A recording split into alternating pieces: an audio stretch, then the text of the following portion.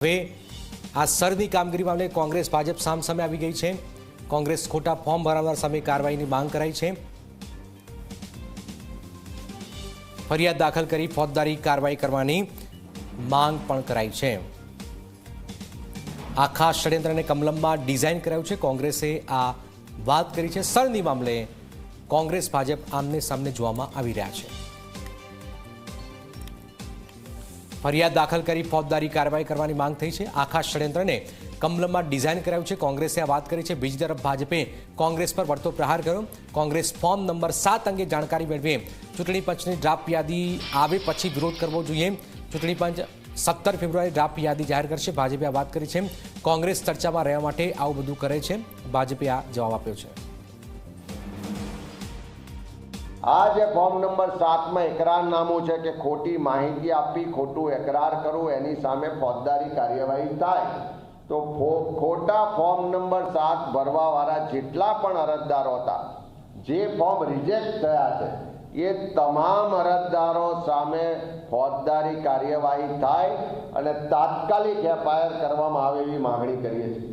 અનેક ચૂંટણી અધિકારીઓએ हजारों संख्या में एक व्यक्ति भाजपनो नेता फॉर्म लईने आव्यो ने जे चकासणी वगर पुरावा वगर स्वीकारी लीधा एवा अधिकारीओनुं पण मेळापीपणुं आ षड्यंत्रमां छे।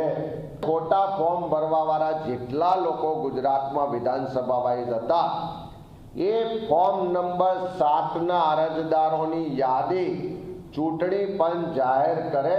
कांग्रेस जे फॉर्म नंबर 7 ना आधारे उबाड़ो मचावे छे एमां मारे कांग्रेसना नेताश्रीने એટલી જ મારી વિનંતી છે કે ફોર્મ નંબર 7 કોણ ભરી શકે, ફોર્મ નંબર 7 ક્યારે ભરી શકાય, ફોર્મ નંબર 7 માં કઈ કઈ વિગતો ભરી શકાય, આ બધી જ માહિતી એ ચૂંટણી પંચ પાસેથી મેળવવાની જરૂર છે। ચૂંટણી પંચ એ ફાઇનલ વેરિફિકેશન કર્યા પછી જેટલા બી ઇનવેલિડ ફોર્મ હોય અથવા તો જેટલી ઇનવેલિડ અરજીઓ પણ થઈ હોય એ બધી दूर કરીને જે સ્પષ્ટ જે છે એ ફાઇનલ ડ્રાફ્ટ યાદી હજુ એની ડિક્લેર કરવાની બાકી છે।